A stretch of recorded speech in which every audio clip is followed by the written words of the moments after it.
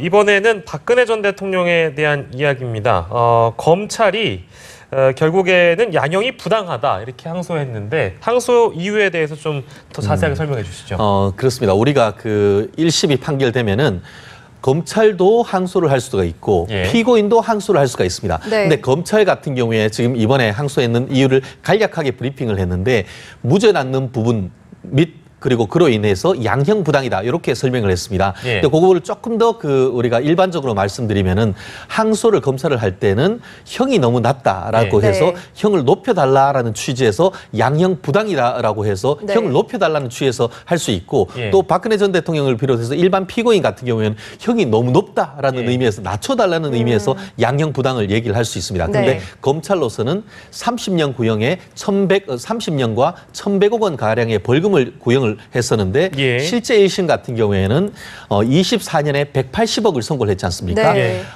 징역형은 한 5년이 낮았고 벌금형 같은 경우에는 거의 뭐 10분의 1 정도로 줄었기 때문에 그 형을 높여달라라는 취지에서 그 양형 부당을 얘기를 했는데요. 더불어서 지난번 무죄 부분이 났는데 18개 공소 사실 중에 2개가 무죄가 났습니다. 근데 그 부분이 검찰로서는 뼈아픈 것이 삼성과 관련해서 220억이 뇌물이면서 그 부분이 삼성의 경영권 승계와 관련된 부분에서 청탁을 하고 그 부분에 부당한 청탁에 대해서 호응해서 돈을 요청했다. 이런 부분이 있었고 이른바 정경유착의 전역이다라고 했는 그 부분이 대부분 다 무죄 나와버렸습니다. 그러다 보니까 그 부분 무죄에 대해서 사실을 오인 내지 어떤 법리 오해로 유죄로 해달라라는 취지로 얘기를 했고 그것이 유죄가 된다고 하면은 형을 높여달라 이런 취지에서 양형 부당했다 이렇게 얘기하면 될 것 같습니다. 양형 부당을 좀 더 자세히 살펴보면요. 지금 박 전 대통령의 국정농단 사건 외에도 국정원 특수활동비 수수 또 공천 개입 문제로 재판을 받고 있는데 이제 양형이 더 추가가 될 수 있지 않느냐 이런 말도 나오고 있거든요. 그럼에도 불구하고 양형이 부당하다고 보는 건가요? 그렇습니다. 결국 검찰 같은 경우에는 사건별로 보는 것이지 종합적으로 다 보는 것은 아니라는 그런 취지인 것이죠.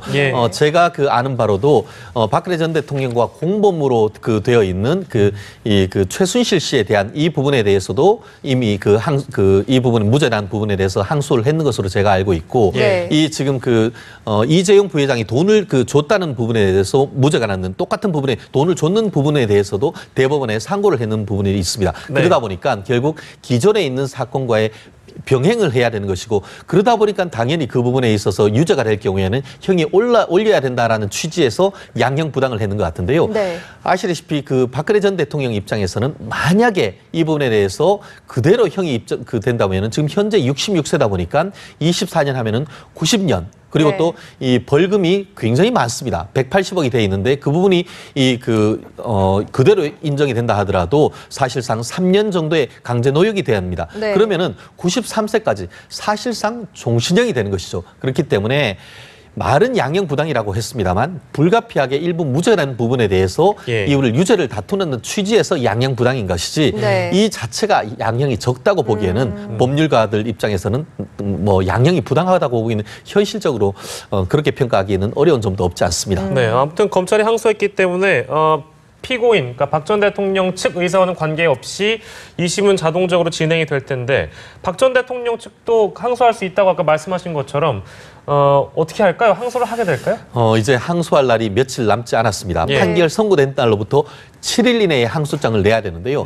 아직까지도 조용한 걸 보니까 도대체 항소를 할지 안 할지 아직까지 오리무중입니다. 그런데 이 법정 그때 있었던 국선 변호인들 같은 경우에는 어쨌든 항소하겠다는 의사를 밝혔습니다만 오늘 보도를 봤을 때에 유영아 전 변호인 같은 경우에는 박근혜 전 대통령을 몇 차례 지금 접견을 했고 한 상태에서 내부적으로 검토를 해서 할 테니까 이 국선 변호인들은 아직까지 항소장을 임의로 제출하지는 말아달라라는 요청을 했다는 내용을 제가 받는 것 같습니다. 그렇기 때문에 향후에 이 부분을 항소할지 여부는 유영아 변호사를 통해서 최종 결정을 할 가능성이 높습니다.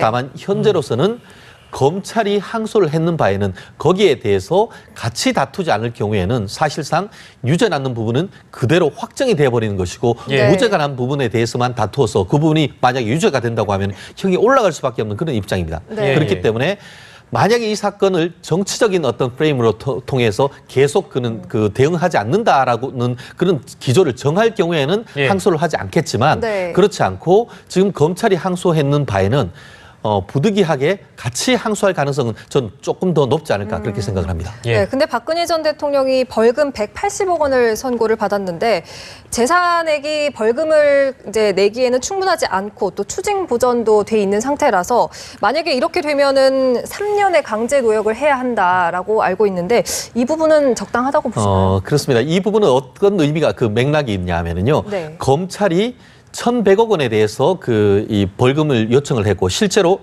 그렇게 하면서도 몰수 추징에 대해서는 요청을 하지 않았습니다. 그리고 네. 실제로 180억을 선고를 하면서 법원도 추징 선고를 안 했는데요.